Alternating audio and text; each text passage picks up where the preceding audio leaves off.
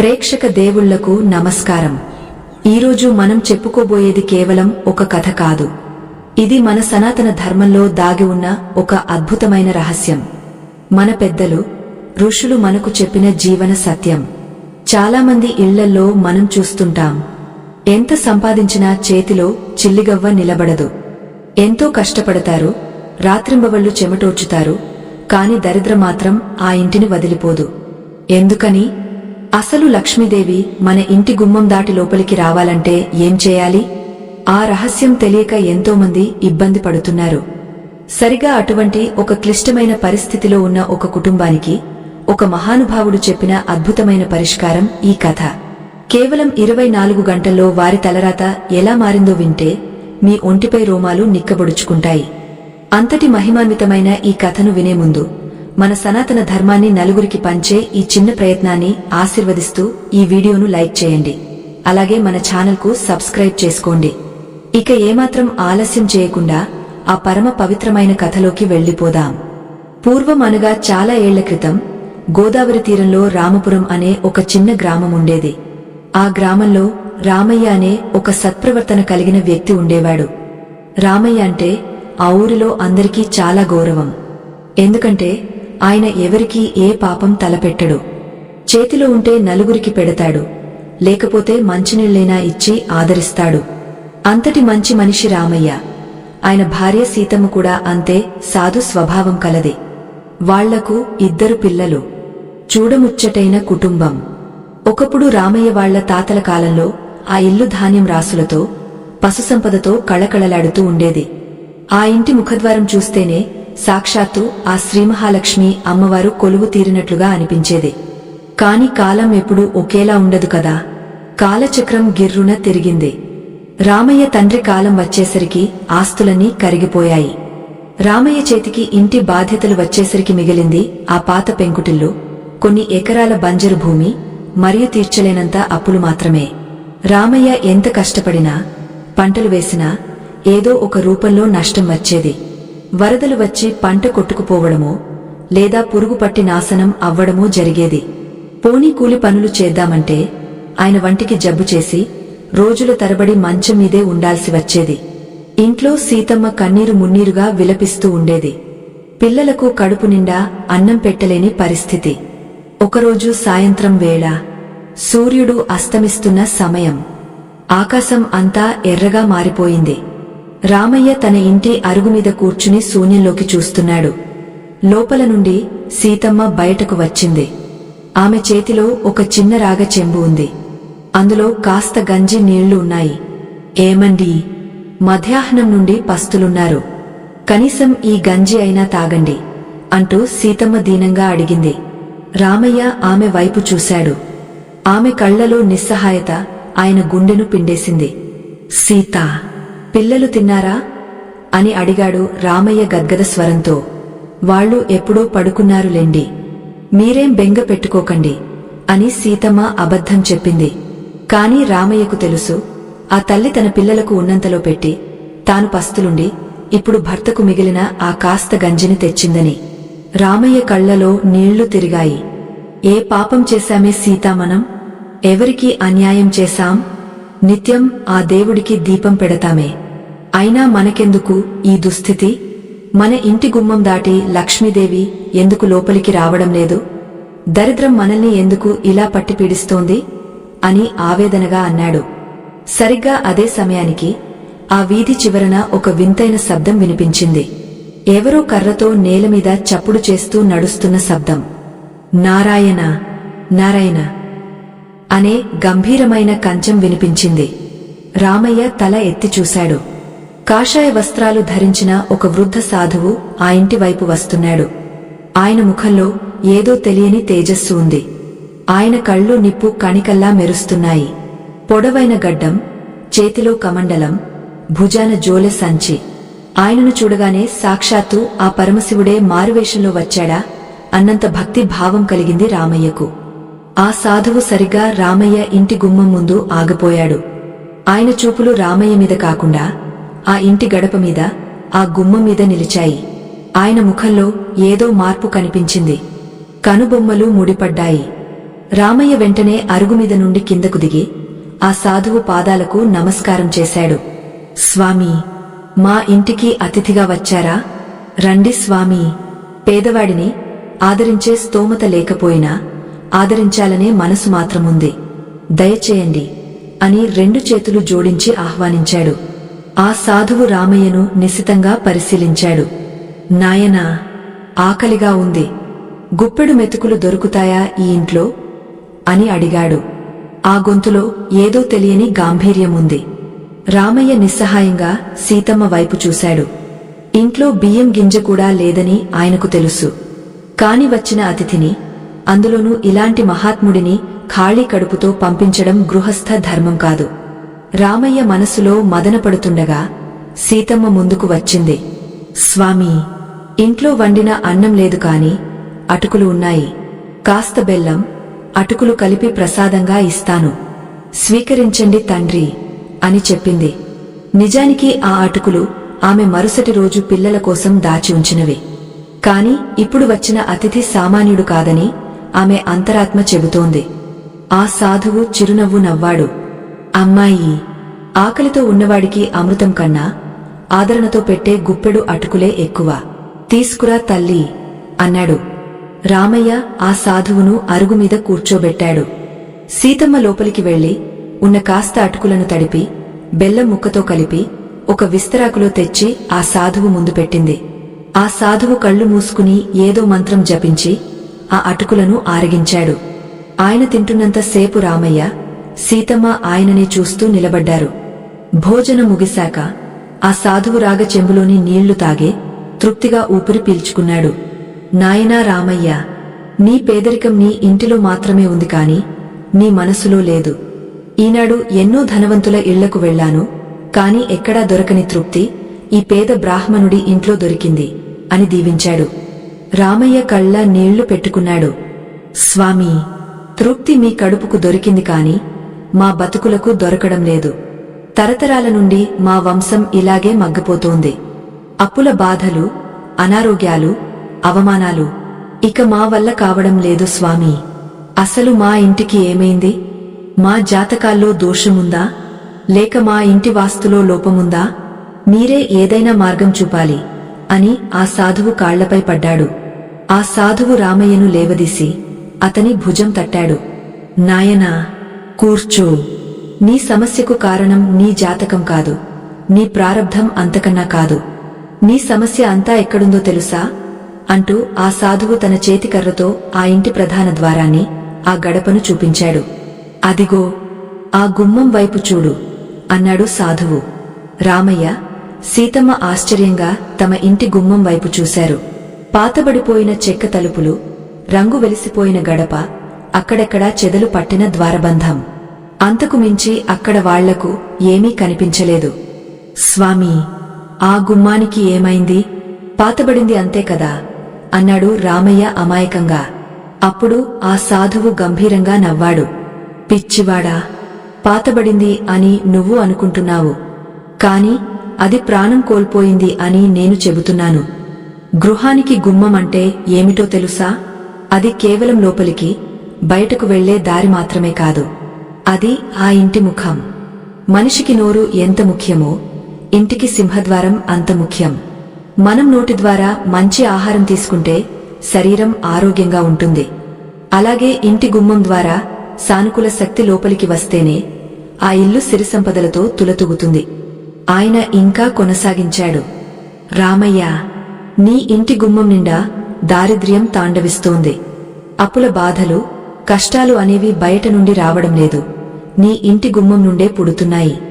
గమనించు. ఈ ఇంటి గడప మీద ఎప్పుడైనా నువ్వు పసుపు రాసావా? కుంకుమ బొట్టు పెట్టావా? అసలు ఈ గుమ్మానికి ప్రాణం పోసే ప్రయత్నం ఎప్పుడైనా చేశావా అని అడిగాడు. రామయ్య తల దించుకున్నాడు. నిజమే. బతుకు పోరాటంలో పడి ఇంటిని, దైవాన్ని, సంప్రదాయాలను పట్టించుకోవడం మానేశారు. ఎప్పుడో పండుగకో, పబ్బానికో తప్ప రోజువారీగా గడపకు పూజ చేయడం మరిచిపోయారు. నాయనా, విను.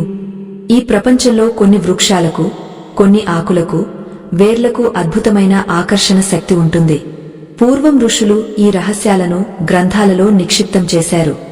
కాని కాలక్రమేణా మనుషులు వాటిని మర్చిపోయారు. నీ ఇంటికి పట్టిన ఈ పీడ విరగడాయ్. రేపటి ఉదయానికల్లా నీ తలరాత మారాలంటే నువ్వు చేయాల్సింది ఒక్కటే. ఆ ఒక్క ఆకును తెచ్చి నేను చెప్పిన పద్ధతిలో నీ గుమ్మానికి కడితే 24 గంటల్లో సాక్షాత్తు లక్ష్మీదేవి నీ ఇంట్లో అడుగు పెడుతుంది అని చెప్పాడు ఆ సాధువు. రామయ్య, సీతమ్మ ఆశగా ఆయన వైపు చూశారు. ఏమిటి స్వామీ ఆ ఆకు? ఎక్కడ దొరుకుతుంది? మా ప్రాణాలు పోయినా సరే తెస్తాం. మాకు ఈ కష్టాల నుండి విముక్తి ప్రసాదించండి అని వేడుకున్నారు. ఆ సాధువు తన జోలలో నుండి ఒక చిన్న విభూతి ఉండను తీసి రామయ్య నుదుటిన పెట్టాడు. కంగారు పడకు నాయనా. ఆకు కోసం నువ్వు అడవులకు వెళ్లనవసరం లేదు, హిమాలయాలకు వెళ్లక్కర్లేదు. అది మన చుట్టుపక్కల దొరికేదే. కాని దానికి ఒక విశిష్టత ఉంది. దానిని కోసేటప్పుడు పాటించాల్సిన నియమముంది. దాన్ని గుమ్మానికి కట్టేటప్పుడు చదవాల్సిన మంత్రముంది. అది తెలిస్తేనే ఫలితం దక్కుతుంది. ముందుగా అసలు విషయం చెబుతాను విను. ఈ సృష్టిలో ప్రాణశక్తి అనేది ప్రతి అణువులోనూ ఉంటుంది. కాని కొన్ని ప్రత్యేకమైన సమయాల్లో, కొన్ని ప్రత్యేకమైన మొక్కలలో ఆ శక్తి పదింతలు అవుతుంది. అమావాస్య, పౌర్ణమి తిథుల్లో సముద్రం ఎలాగైతే పొంగుతుందో అలాగే గ్రహాల స్థితిని బట్టి చెట్ల వేర్లలో కూడా శక్తి ప్రవాహం మారుతుంది. నీ ఇంటికి ఉన్న ప్రధాన దోషం ఏమిటంటే నరదోష. నీ ఇంటిమీద, నీ కుటుంబం మీద ఇరుగుపొరుగు వారి ఏడుపు, అసూయ విపరీతంగా ఉన్నాయి. ఆ నరదోష అనే అగ్నిలో నీ సంపద కాలి బూడిద అవుతోంది. ఆ అగ్నిని చల్లార్చాలంటే సామాన్యమైన నీళ్లు చాలవు. దానికి దివ్యమైన ఓషధి కావాలి. ఆ సాధువు చెబుతున్న ప్రతి మాట రామయ్య గుండెల్లోతుల్లోకి వెళ్తోంది. నిజమే, ఒకప్పుడు వాళ్లు బాగున్నప్పుడు ఊరంతా వాళ్ల గురించి చెప్పుకునేవారు. రామయ్యకేం మహారాజులా బతుకుతున్నాడు అని అసూయపడేవారు. ఆ మాటలే ఇప్పుడు శాపాలుగా మారాయని రామయ్యకు అర్థమైంది. స్వామీ, ఆ నరదోష పోవాలంటే ఏం చేయాలి? ఆ ఆకు ఏది అని అడిగాడు రామయ్య ఆతృతగా. సాధువు ప్రశాంతంగా చెప్పడం మొదలుపెట్టాడు. నాయనా, రేపు ఉదయం బ్రహ్మ ముహూర్తంలో నిద్రలే. తలస్నానం చేసి శుభ్రమైన బట్టలు కట్టుకో. ఊరి బయట ఉన్న శివాలయానికి వెళ్ళు. ఆలయం వెనుక వైపు ఎవరూ పెద్దగా తిరగని ప్రదేశంలో ఒక పొద ఉంటుంది. ఆ పొదకు ఉండే ఆకులే మనకు కావాల్సిన సంజీవని. ఆ చెట్టు పేరు అంటూ ఆ సాధువు ఒక్క క్షణం ఆగాడు. రామయ్య గుండె వేగంగా కొట్టుకోవడం మొదలైంది. ఆ చెట్టు పేరు ఉత్తరేణి అని గంభీరంగా పలికాడు సాధువు. కాని ఆగండి, ఉత్తరేణి కదా అని ఎక్కడ పడితే అక్కడ ఉన్నది పీకితే ప్రయోజనం లేదు. దానికి ఒక పద్ధతి ఉంది. ఉత్తరేణి మొక్కలో సాక్షాత్తు బుధ గ్రహ కారకత్వం ఉంటుంది. కుబేరుడికి అత్యంత ప్రీతిపాత్రమైనది ఈ ఉత్తరేణి. కాని దీనిని గుమ్మానికి కట్టే ముందు చేయాల్సిన ఒక చిన్న తంతు ఉంది. అదే అసలైన రహస్యం. రామయ్యకు ఉత్తరేణి మొక్క తెలుసు. రోడ్ల పక్కన, పొలాల గట్లమీద విరివిగా పెరుగుతుంది. దాని గింజలు బట్టలకు అంటుకుంటాయి. కాని ఆ పిచ్చి మొక్కలో ఇంత శక్తి ఉందా అని ఆశ్చర్యపోయాడు. స్వామీ, ఉత్తరేణి మొక్క మా దొడ్డిలో కూడా ఉంది కదా అన్నాడు రామయ్య. ఉండవచ్చు నాయనా, కాని నేను చెప్పేది విను. ఇంటి ఆవరణలో ఉన్న మొక్కను వాడకూడదు. దేవాలయ ప్రాంగణంలో లేదా అడవిలో స్వచ్ఛంగా పెరిగిన మొక్కనే తేవాలి. అదికాక ఆ మొక్కను వేరుతో సహా పెకిలించాలి. ఆ వేరులోనే లక్ష్మీదేవి దాగ ఉంటుంది. ఉత్తరేణి వేరులో అద్భుతమైన వశీకరణ శక్తి ఉంటుంది. అది ధనాన్ని, జనాన్ని, మనశ్శాంతిని ఆకర్షిస్తుంది. కాని ఆ వేరును ఎలా పడితే అలా తీసుకురాకూడదు. దానికి ముందు రోజు రాత్రి ఆ చెట్టు దగ్గరకు వెళ్లి నిమంత్రణ చెప్పుకోవాలి. నిమంత్రణ అంటే ఏంటి స్వామీ అని అడిగింది సీతమ్మ ఎంతో ఆసక్తిగా వింటూ. నిమంత్రణ అంటే ఆహ్వానం అమ్మాయి. మనం ఎవరి ఇంటికైనా వెళ్లి రండి మా ఇంటికి అని పిలిస్తేనే కదా వాళ్లు వస్తారు. అలాగే వనమూలికలను కూడా గౌరవంగా ఆహ్వానించాలి. ఓ వృక్షరాజమా, నా కష్టాలను తీర్చడానికి, నా ఇంటిని రక్షించడానికి నువ్వు నా వెంట రావాలి అని మనస్ఫూర్తిగా వేడుకోవాలి. అప్పుడే ఆ చెట్టులోని దేవతా శక్తి మనతో వస్తుంది. లేకపోతే కేవలం కర్ర ముక్క, ఆకులు మాత్రమే వస్తాయి అని వివరించాడు ఆ మహాత్ముడు. ఆ రాత్రి ఆ సాధువు రామయ్య ఇంటి అరుగుమీదే నిద్రించాడు. రామయ్యకు, సీతమ్మకు నిద్ర పట్టలేదు. రేపు ఉదయం ఏం జరగబోతోంది? ఆ సాధువు చెప్పినట్లు చేస్తే నిజంగానే తమ తలరాత మారుతుందా అనే ఆలోచనలతోనే రాత్రి గడిపారు. తెల్లవారుజామున 3 గంటలకే రామయ్య నిద్రలేచాడు. చలి గజగజ వణికిస్తోంది. అయినా సరే చన్నిటి స్నానం చేసి మడి కట్టుకుని సిద్ధమయ్యాడు. ఆ సాధువు కూడా అప్పటికే లేచి ధ్యానంలో కూర్చున్నాడు. రామయ్య, సమయం ఆసన్నమైంది, బయలుదేరుదాం పద అన్నాడు సాధువు. ఇద్దరు కలిసి చీకటిలో, చిన్న లాంతరు వెలుతురులో ఊరి బయట ఉన్న పాడుబడిన శివాలయం వైపు నడక సాగించారు. గాలి నిశ్శబ్దంగా వీస్తోంది. దారి పొడవునా కీచురాళ్ల శబ్దాలు తప్ప ఇంకేమీ వినిపించడం లేదు. రామయ్య మనసులో భయం, భక్తి రెండూ పోటీ పడుతున్నాయి. ఆలయం వెనుక వైపు వెళ్లారు. అక్కడ దట్టమైన పొదల మధ్య ఒక ఏపుగా పెరిగిన ఉత్తరేణి మొక్క కనిపించింది. ఆ లాంతరు వెలుతురులో ఆ మొక్క ఆకులు వింతగా మెరుస్తున్నట్లు అనిపించింది రామయ్యకు. ఇదే రామయ్య, ఇదే నీ తలరాతను మార్చే కల్పవృక్షం. ఇప్పుడు నేను చెప్పినట్లు చెయ్యి అని ఆ సాధువు రామయ్య చేతిలో కొన్ని అక్షంతలు, పసుపు, కుంకుమ, ఒక రాగ నాణెం పెట్టాడు. ముందుగా ఆ మొక్కకు 3 ప్రదక్షిణలు చెయ్యి. తర్వాత ఈ పసుపు కుంకుమను మొదట్లో వేసి నీ మనసులోని కోరికను గట్టిగా చెప్పుకో. నీ కష్టాలన్నీ ఆ తల్లికి చెప్పుకో. ఆ తర్వాత ఊపిరి బిగబట్టి ఒకే ఉదుటున ఆ మొక్కను వేరుతో సహా బయటకు తీయాలి. గుర్తుపెట్టుకో, మొక్కను తీసేటప్పుడు అది తెగకూడదు, వేరు పూర్తిగా బయటకు రావాలి అని హెచ్చరించాడు. రామయ్య వణుకుతున్న చేతులతో ఆ మొక్కకు నమస్కరించాడు. తల్లీ, నా కుటుంబం రోడ్డున పడింది. మాకు నువ్వే దిక్కు. మా ఇంటికి వచ్చి మమ్మల్ని కరుణించు అని మనసులో వేడుకున్నాడు. ప్రదక్షిణలు చేశాడు, పూజ చేశాడు. ఆ తర్వాత ఊపిరి బిగబట్టి 2 చేతులతో ఆ మొక్క కాండం పట్టుకుని బలానంతటినీ కూడగట్టుకుని పైకి లాగాడు. భూమిలోపల నుండి టప్ మని శబ్దం వస్తూ ఆ ఉత్తరేణి మొక్క వేరుతో సహా రామయ్య చేతికి వచ్చింది. ఆశ్చర్యం! ఆ మొక్కను పట్టుకోగానే రామయ్య శరీరంలో ఏదో విద్యుత్ ప్రవహించినట్లు అనిపించింది. ఒక తెలియని ధైర్యం వచ్చింది. సభాష్ రామయ్య, సగం విజయం సాధించావు. ఇప్పుడు అసలైన భట్టముంది. దీన్ని ఇంటికి తీసుకెళ్లి ఆ వేరును ఎలా శుద్ధి చేయాలో, ఆకులతో ఏం చేయాలో చెబుతాను. పద అన్నాడు సాధువు. ఇంటికి వచ్చాక సూర్యోదయం అవుతోంది. సీతమ్మ అప్పటికే ఇంటి ముందు పేడ కళ్ళాపి చల్లి ముగ్గులు వేసి సిద్ధంగా ఉంది. సాధువు ఆ ఉత్తరేణి మొక్కను ఒక పీట మీద పెట్టించాడు. సీతమ్మ, ఇప్పుడు నువ్వు చేయాల్సిన పని ఉంది. ఆ మొక్క నుండి ఆకులను వేరు చెయ్యి. ఆ వేరును మాత్రం పసుపు నీళ్లతో శుభ్రంగా కడిగి దానికి గంధం పూసి కుంకుమ బొట్టు పెట్టు. అలాగే ఆ ఆకులను ఒక ఎర్రటి వస్త్రంలో మూట కట్టాలి. కాని దానికి ముందు అంటూ సాధువు ఒక రహస్యాన్ని చెప్పబోతుండగా అందులో వేయవలసినవి ఇంకా 2 వస్తువులు ఉన్నాయి. అవి సాక్షాత్తు లక్ష్మీదేవికి, కుబేరుడికి ఇష్టమైనవి. అవి లేకపోతే ఈ పరిహారం పూర్తి కాదు అని చెప్పాడు ఆ సాధువు. రామయ్య, సీతమ్మ ఉత్కంఠగా ఆయన వైపు చూశారు. సాధువు తన జోలె సంచిలో చెయ్యి పెట్టి ఒక చిన్న పొట్లం తీశాడు. అందులో నుండి తెల్లగా దగదగ మెరుస్తున్న 3 స్ఫటిక రాళ్లను, కొంచెం పచ్చ కర్పూరాన్ని బయటకు తీశాడు. ఆ పచ్చ కర్పూరం సువాసన గాలిలో కలవగానే అక్కడ ఉన్న వాతావరణం అంతా ఒక్కసారిగా మారిపోయింది. ఏదో తెలియని ప్రశాంతత, ఒక ఆలయంలో ఉన్న అనుభూతి కలిగింది. రామయ్య, శ్రద్ధగా విను. ఈ స్ఫటికం శుక్రగ్రహానికి ప్రతీక. శుక్రుడు అంటేనే భోగభాగ్యాలకు కారకుడు. ఇక ఈ పచ్చ కర్పూరముందే, ఇది ధనాన్ని ఆకర్షించే అయస్కాంతం లాంటిది. ఈ ఉత్తరేణి వేరులోని అద్భుత శక్తి, ఈ పచ్చ కర్పూరంలోని సుగంధం, ఈ స్ఫటికంలోని సానుకూల శక్తి, ఈ 3 ఎప్పుడైతే కలుస్తాయో అక్కడ దారిద్ర్యం నిలబడలేదు.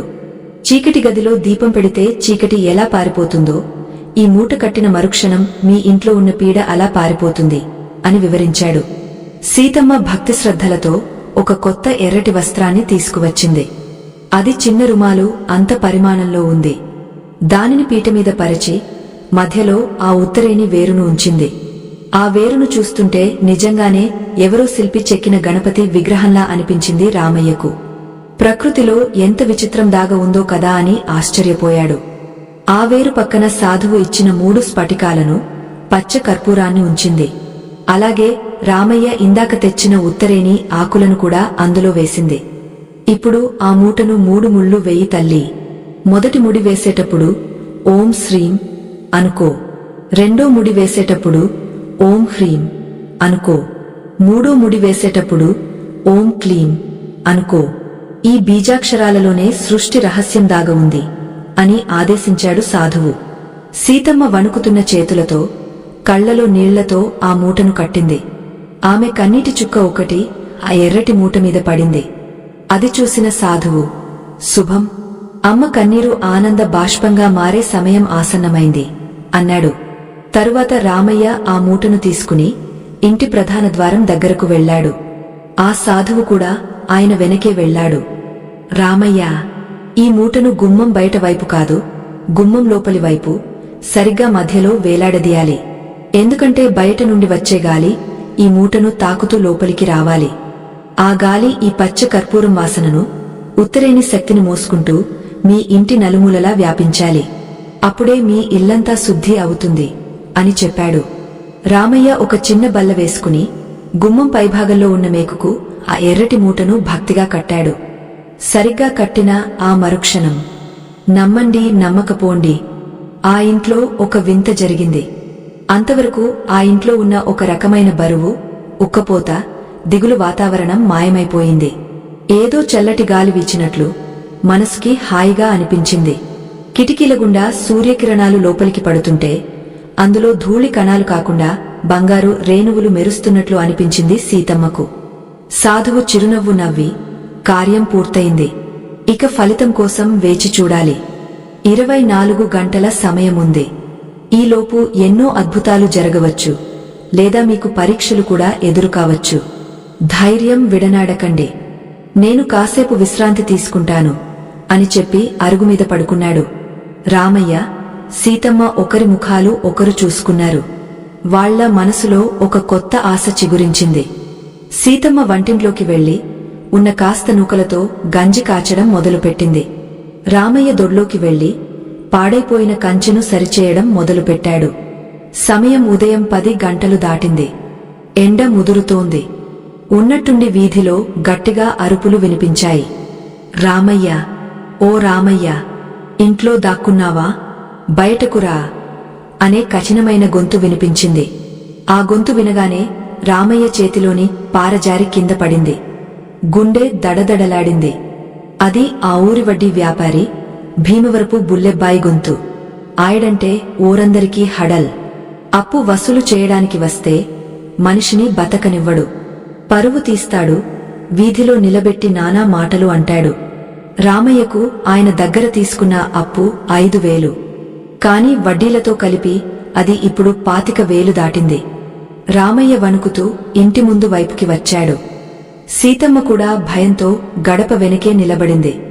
బుల్లెబ్బాయి చేతిలో లావుపాటి కర్ర పట్టుకుని ఎర్రటి కళ్లతో ఆవేశంగా ఇంటివైపు వస్తున్నాడు. ఆయన వెనుక 2 అనుచరులు కూడా ఉన్నారు. ఏమయ్యా, ఎన్ని రోజులు తిప్పుతావు? రేపు మాపు అంటూ కాలం గడుపుతున్నావు. ఈరోజుతో ఆఖరు. నా బాకీ తీరుస్తావా, లేక ఈ ఇంటిని జప్తు చేయమంటావా అని అరుస్తూ బుల్లెబ్బాయి రామయ్య ఇంటి గుమ్మం మెట్లు ఎక్కాడు. రామయ్యకు గొంతు పెగలడం లేదు.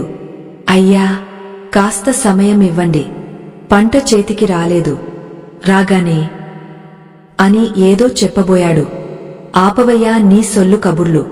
పంట లేదు, పాడిలేదు, నీకు దిక్కు లేదు, ఇంక లాభం లేదు. ఏరా, సామాన్లు బయట పారేయండి అని తన మనుషులకు హుకుం జారీ చేయడానికి సిద్ధమయ్యాడు బుల్లెబ్బాయి. ఆయన సరిగా గుమ్మం మధ్యలో ఆ ఉత్తరేణి మూట కట్టిన చోట నిలబడ్డాడు. ఆవేశంతో ఊగపోతున్నాడు. కాని సరిగ్గా ఆ క్షణంలో ఒక ఆశ్చర్యకరమైన విషయం జరిగింది. బుల్లెబ్బాయి తలపైన ఉన్న ఆ ఎర్రటి మూట నుండి పచ్చ కర్పూరం సువాసన మెల్లగా ఆయన నాసికను తాకింది. ఆయన మాట తడబడింది. అప్పటిదాకా అగ్నిపర్వతంలా ఉన్న ఆయన ముఖంలో కోపం ఒక్కసారిగా చల్లబడింది. ఆయన కళ్ళు ఆ గుమ్మం వైపు, లోపల ఉన్న దేవుడి పటాల వైపు వెళ్లాయి. చేతిలో ఉన్న కర్రను కిందకి దించాడు. ఏదో మత్తుమందు చల్లినట్లు ఆయన ఆవేశం నీరుగారిపోయింది. రామయ్య భయంతో బిక్కుబిక్కుమంటూ చూస్తున్నాడు. బుల్లెబ్బాయి ఏం చేస్తాడో అని ఊపిరి బిగబట్టాడు. బుల్లెబ్బాయి ఒక నిమిషంపాటు మౌనంగా ఉండిపోయాడు. ఆయన మనసులో ఏవో ఆలోచనలు కదులుతున్నాయి. ఎందుకో తెలియదు, రామయ్యను చూస్తుంటే ఆయనకు జాలి వేసింది. ఇన్నాళ్ళు రామయ్యను తిట్టిన తిట్లు గుర్తుకు వచ్చాయి. పాపం మంచివాడు కదా, నేనే ఎందుకు ఇంత రాక్షసంగా ప్రవర్తిస్తున్నాను అనే భావన ఆయనకు ఆశ్చర్యం కలిగించింది. రామయ్య అని పిలిచాడు బుల్లెబ్బాయి. ఆ గొంతులో మునుపటి కాఠిన్యం లేదు, శాంతముంది. రామయ్య ఉలిక్కిపడ్డాడు. చిత్తం బాబూ అన్నాడు. నీ పరిస్థితి నాకు అర్థం అవుతోందిలే. ఊరంతా కరువుతో అల్లాడుతుంటే నువ్వేం చేస్తావు? పోనీలే, ఇంకో 2 నెలలు గడువు ఇస్తాను. ఈలోపు ఏదైనా చూసుకో. మరీ ఇబ్బందిగా ఉంటే చెప్పు, ఆ వడ్డీలో కాస్త తగ్గస్తాలే అని అన్నాడు. రామయ్య తన చెవులను తానే నమ్మలేకపోయాడు. ఇది కలా? నిజమా? రాక్షసుడిలాంటి బుల్లెబ్బాయి నోటి నుండి ఇలాంటి మాటలా? సీతమ్మ అయితే ఆశ్చర్యంతో నోట మాట రాక అలాగే ఉండిపోయింది. ఇది ఖచ్చితంగా ఆ ఉత్తరేణి మహిమే అని ఆమెకు అర్థమైంది. ఇన్నాళ్లు ఇంటి లోపల ఉన్న నరఘోష, వాస్తు దోషం పోయి ఎదుటివారి మనసును మార్చే శక్తి ఆ గుమ్మానికి వచ్చిందని ఆమె గ్రహించింది. బుల్లెబ్బాయి వెనక్కి తిరగబోతూ అరుగుమీద పడుకున్న సాధువును చూశాడు. ఆ సాధువు నిద్రపోతున్నట్లు నటిస్తున్నాడు కాని పెదవులపై సన్నని చిరునవ్వు ఉంది. బుల్లెబ్బాయి ఆ సాధువును చూడగానే 2 చేతులు జోడించి నమస్కారం చేశాడు. ఎందుకో ఆయనకు ఆ సాధువును చూడగానే పాదాభివందనం చేయాలనిపించింది. కాని ఆయన నిద్రపోతున్నారు కదా అని ఆగపోయాడు. సరే రామయ్య, ఉంటాను. పిల్లల్ని జాగ్రత్తగా చూసుకో అని చెప్పి బుల్లెబ్బాయి తన మనుషులతో వెళ్లిపోయాడు. రామయ్యకు కాళ్లలో బలం వచ్చినట్లయింది. పరిగెత్తుకుంటూ వెళ్లి సీతమ్మను పట్టుకున్నాడు. చూసావా సీత, చూసావా? సాక్షాత్తు యముడిలాంటి బుల్లెబ్బాయి ఎలా మారిపోయాడో. స్వామి చెప్పింది నిజమే, మన కష్టాలు తీరే రోజు వచ్చింది అని ఆనందంతో గంతులేశాడు. సీతమ్మ కళ్లలో నీళ్లు తిరిగాయి. ఆమె పరుగున వెళ్లి ఆ సాధువు కాళ్లపై పడింది. స్వామీ, మీరు మా పాలిట దైవం, మీ రుణం ఎలా తీర్చుకోగలం అని బావురుమంది. సాధువు కళ్ళు తెరిచి లేచి కూర్చున్నాడు. అమ్మాయి, ఇది ఆరంభం మాత్రమే. ఆ ఉత్తరేణి వేరులో ఉన్న వశీకరణ శక్తి సామాన్యమైనది కాదు. అది శత్రువుని కూడా మిత్రుడిగా మారుస్తుంది, క్రూరత్వాన్ని కరుణగా మారుస్తుంది. కాని అసలైన అద్భుతం ఇంకా జరగాల్సి ఉంది. ఈరోజు రాత్రికి మీ దశ తిరిగే సంఘటన ఒకటి జరగబోతోంది. అప్పటి వరకు ఓర్పుగా ఉండండి అని దీవించాడు. మధ్యాహ్నం గడిచింది. సాయంత్రం అయింది. రామయ్య ఇంట్లో వాతావరణం పండుగలా మారింది. తినడానికి గంజి మాత్రమే ఉన్నా మనసులో ఉన్న తృప్తి వల్ల అది పరమాన్నంలా అనిపించింది. పిల్లలు స్కూల్ నుండి వచ్చారు. వాళ్లకు కూడా తల్లిదండ్రుల ముఖాల్లో ఉన్న సంతోషం చూసి ఆశ్చర్యం వేసింది. సూర్యుడు అస్తమించాడు. చీకటి పడింది. ఊరంతా నిశ్శబ్దంగా ఉంది. రామయ్య దీపం వెలిగించి ఆ గుమ్మానికి ఉన్న ఎర్రటి మూటకి సాంబ్రాణి ధూపం వేస్తున్నాడు. పొగలు ఇంటి నిండా కమ్ముకున్నాయి. ఓం మహాలక్ష్మే నమః అని స్తోత్రం చదువుతున్నాడు. సరిగ్గా రాత్రి 8 గంటల సమయం. ఎవరో ఇంటి తలుపు తట్టారు. రామయ్య, సీతమ్మ ఉలిక్కిపడ్డారు. ఈ సమయంలో ఎవరు వచ్చారు? మళ్లీ బుల్లెబ్బాయి మనసు మారిపోయి వచ్చాడా, లేక ఇంకెవరైనా అప్పులవాళ్లా? రామయ్య భయపడుతూనే వెళ్లి తలుపు తీశాడు. బయట చిమ్మ చీకటి. ఒక వ్యక్తి నిలబడి ఉన్నాడు. ఆయన వేషధారణ చూస్తుంటే ఈ ఊరి మనిషిలా లేడు. ఖరీదైన బట్టలు, చేతిలో ఒక సూట్ కేసు, కళ్లద్దాలు పెట్టుకుని ఉన్నాడు. ముఖం చెమటతో తడిసిపోయి ఉంది. బాగా అలసిపోయినట్లు ఉన్నాడు. నమస్కారమండి, ఇది రామయ్య గారి ఇల్లేనా అని అడిగాడు ఆ కొత్త వ్యక్తి. అవునండి, నేనే రామయ్యని. మీరు అని అడిగాడు రామయ్య సందేహంగా. ఆ వ్యక్తి ఒక నిట్టూర్పు విడిచాడు.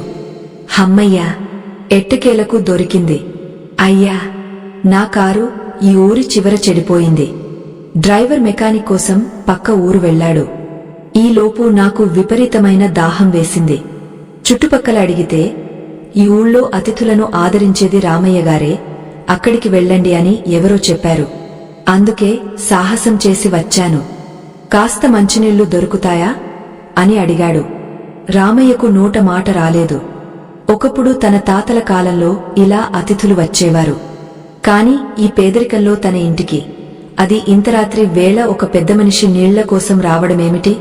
అయ్యో, తప్పకుండా అండి, లోపలికి రండి. మా పేద గుడిసెలో మీకు ఏం మర్యాద చేయగలమో తెలియదు కాని దాహం తీర్చగలం, దయచేయండి అని సాదరంగా ఆహ్వానించాడు రామయ్య. ఆ వ్యక్తి లోపలికి అడుగుపెట్టాడు. ఆయన ఆ గుమ్మం దాటుతున్నప్పుడు పైన ఉన్న ఉత్తరేని మూటను చూశాడు. ఎందుకో ఆయనకు ఆ గుమ్మం దాటగానే ఒక రకమైన పాజిటివ్ వైబ్రేషన్, అనుకూల స్పందన కలిగింది. ఆయన మొహం వికసించింది. సీతమ్మ వెంటనే ఒక చెంబులో చల్లటి నీళ్లు, కాస్త బెల్లం ముక్క తెచ్చి ఇచ్చింది. ఆ వ్యక్తి ఆ నీళ్లు తాగి ప్రాణం లేచి వచ్చినట్లు ఫీలయ్యాడు. అమృతంలా ఉన్నాయి నీళ్లు, చాలా సంతోషమండి అన్నాడు. అప్పుడు ఆ వ్యక్తి ఇల్లంతా కలియజూశాడు. పాతబడిన గోడలు పేదరికం కొట్టొచ్చినట్లు కనిపిస్తున్నా ఇల్లంతా కళగా ఉండడం ఆయన గమనించాడు. ఆయన చూపు రామయ్య మీద పడింది. రామయ్య ముఖంలో ఏదో తెలియని నిజాయితీ, మంచితనం ఆయనకు కనిపించాయి. రామయ్య గారు, నా పేరు విశ్వనాథం. నేను పట్నంలో పెద్ద కాంట్రాక్టర్ని. ఒక పనిమీద రాజమండ్రి వెళ్తూ దారి తప్పి ఇటు వచ్చాను. మీ ఆతిథ్యం నాకు నచ్చింది. కాని మిమ్మల్ని చూస్తుంటే ఏదో కష్టాల్లో ఉన్నట్లున్నారు అని అడిగాడు. రామయ్య చిన్నగా నవ్వాడు. ఆ నవ్వులో విషాదముంది. కష్టాలు మనుషులకు కాక మానులకు వస్తాయా అయ్యా? పర్వాలేదులేండి, అంతా ఆ దేవుడి దయ అని సమాధానమిచ్చాడు తప్ప తన బాధను చెప్పుకోలేదు. ఆ వ్యక్తి విశ్వనాథం గారికి రామయ్య ప్రవర్తన బాగా నచ్చింది. అడగకుండానే సాయం చేయాలనే బుద్ధి ఆయనకు పుట్టింది. ఆయన తన సూట్ కేసు తెరిచాడు. అందులో కట్టల కొద్దీ డబ్బు ఉంది. అది చూసి రామయ్య కళ్ళు తిరిగినంత పనైంది. రామయ్య గారు, నేను దేవుడిని నమ్ముతాను, అలాగే శకునాలను కూడా నమ్ముతాను. నేను ఒక పెద్ద ప్రాజెక్టు పనిమీద వెళ్తున్నాను. చాలా టెన్షన్తో ఉన్నాను. కాని మీ ఇంటికి రాగానే నా మనసు తేలికపడింది. మీ చేతి నీళ్లు తాగాక నాకు విజయం దక్కుతుందనే నమ్మకం వచ్చింది. నాకు ఇక్కడ లోకల్గా నమ్మకస్తుడైన ఒక వ్యక్తి కావాలి. ఆ ప్రాజెక్టు చూసుకోవడానికి, మనుషులను పెట్టి పని చేయించడానికి. జీతం నెలకు 10,000 ఇస్తాను, లాభాల్లో వాటా కూడా ఇస్తాను. ఆ పని మీరు చేస్తారా అని అడిగాడు విశ్వనాథం. రామయ్యకు గుండె ఆగినంత పనైంది. నెలకు 10,000, లాభాల్లో వాటానా? ఇది కలా? నిజమా? ఒక్క రోజులో? లేదు లేదు, ఆ మూట కట్టిన కొన్ని గంటల్లోనే ఇంత మార్పా? రామయ్య ఆనందంతో మాటలు రాక తడబడుతుంటే మూల కూర్చున్న సాధువు లేచాడు. నాయనా విశ్వనాథం, నువ్వు వచ్చిన పని దిగ్విజయం అవుతుంది. రామయ్య బంగారం లాంటి మనిషి. అతన్ని నమ్ముకున్నావు కాబట్టి నీకు తిరుగులేదు. కాని రామయ్యకు నువ్వు ఇవ్వాల్సింది ఉద్యోగం కాదు. అతని పూర్వీకుల ఆస్తి ఒకటి పక్క ఊళ్ళో చిక్కుకుపోయి ఉంది. దానికి సంబంధించిన ఒక కాగితం నీ దగ్గర ఉండాలి. అది ఇస్తే చాలు అని ఒక వింత మాట అన్నాడు సాధువు. విశ్వనాథం ఉలిక్కిపడ్డాడు. స్వామీ, మీరెవరు? నా దగ్గర ఆ కాగితముందని మీకెలా తెలుసు అని ఆశ్చర్యపోయాడు. రామయ్యకు, సీతమ్మకు ఏమీ అర్థం కావడం లేదు. పక్క ఊళ్ళో ఆస్తి ఏంటి, కాగితమేంటి? అసలు ఈ సాధువుకి విశ్వనాథం గారికి సంబంధమేంటి? సాధువు గంభీరంగా నవ్వాడు. అన్నీ కాలం నిర్ణయిస్తుంది నాయనా. నీ తండ్రిగారు గతంలో ఒక జమీందారు గారి దగ్గర దివానుగా పనిచేశారు కదా. అప్పుడు ఆ జమీందారు గారు ఒక పేద బ్రాహ్మణుడికి దానం చేసిన భూమి పత్రాలు గొడవల్లో పడి నీ తండ్రిగారి దగ్గరే ఉండిపోయాయి. అవి ఇప్పుడు నీ పెట్టెలోని ఆ ఫైల్స్ అడుగున ఉన్నాయి. ఆ పేద బ్రాహ్మణుడు ఎవరో కాదు, రామయ్య తాతగారే. ఆ భూమి ఇప్పుడు కోట్లు విలువ చేస్తుంది. విశ్వనాథం గబగబా తన సూట్ కేసులోని ఫైల్స్ వెతికాడు. నిజంగానే అడుగున ఒక పాత, నలిగిపోయిన కాగితం కనిపించింది. దానిమీద రామయ్య గారి తాత పేరు స్పష్టంగా ఉంది. విశ్వనాథం ఆశ్చర్యంతో నోరెళ్లబెట్టాడు. స్వామీ, ఇది అద్భుతం. ఈ పత్రం గురించి నాకే తెలియదు. మా నాన్నగారు పోయే ముందు ఏదో పాత బాకీ తీర్చాలి అని కలవరించేవారు. అది ఇదే అన్నమాట. దైవ నిర్ణయమంటే ఇదేనేమో అంటూ ఆ పత్రాలను తీసి రామయ్య చేతిలో పెట్టాడు. రామయ్య గారు, ఈ భూమి ఇప్పుడు పట్నం హైవే పక్కన ఉంది. దాని విలువ కనీసం 2 కోట్లు ఉంటుంది. ఇది మీది. మీ ఆస్తి మీ దగ్గరకు చేరింది అని చేతులు జోడించాడు విశ్వనాథం. రామయ్య చేతిలో ఆ పత్రాలు వణుకుతున్నాయి. సీతమ్మ ఆనందంతో కన్నీళ్లు పెట్టుకుంది. 2 కోట్ల? అసలు కోటి అంటే ఎన్ని సున్నాలుంటాయో కూడా రామయ్యకు తెలియదు. ఇదంతా ఆ ఉత్తరేణి మహిమ. ఆ గుమ్మానికి కట్టిన ఆ పవిత్రమైన మూట ఇంట్లోకి లక్ష్మీదేవిని నడిపించుకు వచ్చింది. కాదు కాదు, పరుగెత్తించుకుంటూ వచ్చింది. ఆ రాత్రి ఆ ఇంట్లో ఎవరూ నిద్రపోలేదు. విశ్వనాథం గారు కూడా అక్కడే ఉండిపోయారు. తెల్లవారేసరికి రామయ్య జీవితం మారిపోయింది. గుమ్మల్లో కట్టిన ఉత్తరేణి ఆకులు ఇంకా వాడిపోలేదు. కాని రామయ్య కష్టాలు మాత్రం శాశ్వతంగా వాడిపోయాయి. కథ ఇంకా అయిపోలేదు. డబ్బు రాగానే మనిషికి అహంకారం రావడం సహజం. రామయ్యకు ఆస్తి దక్కిన తర్వాత అసలు సిసలైన పరీక్ష ఎదురైంది. ఆ ఉత్తరేణి వేరును తీసి పారేయమని ఎవరో రామయ్యకు సలహా ఇచ్చారు. అప్పుడు రామయ్య ఏం చేశాడు? ఆస్తి వచ్చిన తర్వాత ఆ సాధువు ఏమయ్యాడు? ఈ అద్భుతమైన మలుపు. తెల్లవారుజామున సూర్య భగవానుడు తన లేత కిరణాలతో ఆ పాత ఇంటిని తాకాడు. కాని ఆ రోజు ఆ కిరణాలు పాత ఇంటిమీద పడలేదు, ఒక బంగారు భవిష్యత్తు మీద పడ్డాయి. రాత్రంతా జరిగిన అద్భుతాలతో ఆనందంతో రామయ్య, సీతమ్మ కంటిమీద కునుకు లేకుండా గడిపారు. వారి మనసుల్లో ఒకవైపు ఆశ్చర్యం, మరోవైపు కృతజ్ఞత పోటీ పడుతున్నాయి. తమ దరిద్రాన్ని తరిమికొట్టిన ఆ ఉత్తరేణి మూటవంక రామయ్య మరోసారి భక్తిగా చూశాడు. గాలికి మెల్లగా ఊగుతున్న ఆ చిన్న మూటలో ఇంత శక్తి దాగ ఉందా అని ఆయనకు ఇంకా నమ్మశక్యంగా లేదు. ఇంతలో ఆ సాధువు తన జోల సంచిని భుజాన వేసుకుని కమండలం చేతిలోకి తీసుకుని ప్రయాణానికి సిద్ధమయ్యాడు. అది చూసిన రామయ్య గుండెలు జారిపోయినంత పనైంది. పరుగు పరుగున వెళ్లి ఆ మహాత్ముడి పాదాలను గట్టిగా పట్టుకున్నాడు. స్వామీ, ఇదేం పరీక్ష? మా జీవితాల్లో వెలుగు నింపి ఇప్పుడు మమ్మల్ని వదిలి వెళ్లిపోతారా? మీరు మా ఇంట్లోనే ఉండాలి. ఈ ఆస్తి, ఈ ఐశ్వర్యం అన్నీ మీ చలవే. మీరు లేని ఈ సంపద మాకెందుకు తండ్రి? మమ్మల్ని అనాథలను చేసి వెళ్లకండి అని చిన్న పిల్లవాడిలా ఏడ్చేశాడు రామయ్య. సీతమ్మ కూడా కన్నీళ్లతో ఆయనకు నమస్కరించింది. సాధువు చిరునవ్వుతో రామయ్యను పైకి లేపాడు. ఆయన కళ్లలో ఒక దివ్యమైన కాంతి ఉంది. రామయ్య, మూర్ఖుడా, నేను సన్యాసిని. నాకు ఒక ఇల్లు, ఒక బంధం అంటూ ఉండవు. పారే నది, సంచరించే సాధువు ఒక చోట ఆగపోతే అది ధర్మం కాదు. నీకు దారి చూపించడం వరకే నా బాధ్యత. ఆ దారిలో నడవాల్సింది నువ్వే. ఇప్పుడు నీకు లక్ష్మీదేవి అనుగ్రహం దొరికింది. కానీ గుర్తుపెట్టుకో, సంపద రావడం ఎంత కష్టమో దాన్ని నిలబెట్టుకోవడం అంతకన్నా కష్టం అని హెచ్చరించాడు. స్వామీ, మీ మాట జవదాటను. ఏం చేయమంటారో చెప్పండి అన్నాడు రామయ్య వినయంగా. సాధువు గంభీరంగా చెప్పాడు. నాయనా, లక్ష్మీదేవి చంచలమైనది.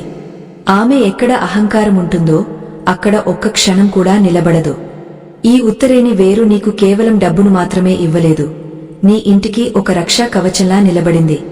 ఎప్పటి వరకు అయితే నువ్వు ధర్మాన్ని, పేదలను, గోవులను ఆదరిస్తావో అప్పటి వరకు ఈ శక్తి నీకు తోడుగా ఉంటుంది. కాని ఏ రోజు అయితే నీలో నేను అనే అహంకారం తల ఎత్తుతుందో, ఏ రోజు అయితే నువ్వు ఈ ఉత్తరేణి మూటను అశ్రద్ధ చేస్తావో ఆ రోజే నీ పతనం ప్రారంభమవుతుంది. జాగ్రత్త అని చెప్పి ఆశీర్వదించి నారాయణ నారాయణ అంటూ ఆ ఇంటి గుమ్మం దిగి చూస్తుండగానే ఆ వీధి మలుపు తిరిగి మాయమైపోయాడు. రామయ్య, సీతమ్మ ఆ వీధి వైపు చూస్తూ చాలాసేపు అలాగే నిలబడిపోయారు. ఆ తర్వాత విశ్వనాథం గారు రామయ్యను పట్నం తీసుకువెళ్లి ఆ భూమి పత్రాలను పరిశీలించి న్యాయపరంగా రామయ్యకు చెందాల్సిన సొమ్మును ఇప్పించడానికి ఏర్పాట్లు చేశారు. కొద్ది రోజుల్లోనే రామయ్య చేతికి ఊహించని ధనం వచ్చి పడింది. 2 కోట్లు కాదు, ఆ భూమి రేటు పెరగడం వల్ల దాదాపు 5 కోట్ల రూపాయల ఆస్తి రామయ్య సొంతమైంది. ఇక చూడాలి ఆ ఊరి జనాల తీరు. నిన్నటి వరకు రామయ్య కనబడితే ముఖం తిప్పుకునే జనాలు ఇప్పుడు రామయ్య గారి ఇంటి ముందు క్యూ కట్టారు. రామయ్య, నాకు ముందే తెలుసురా నువ్వు ఏదో ఒకరోజు రాజులా బతుకుతావని అని ఒకడు అంటే, మా రామయ్య రత్నం లాంటి మనిషి అని మరొకడు పొగడడం మొదలుపెట్టాడు. మొన్నటి వరకు అప్పు కోసం గదమాయించిన బుల్లెబ్బాయి ఇప్పుడు రామయ్యకు ఎదురుపడితే వంగవంగ దండాలు పెడుతున్నాడు.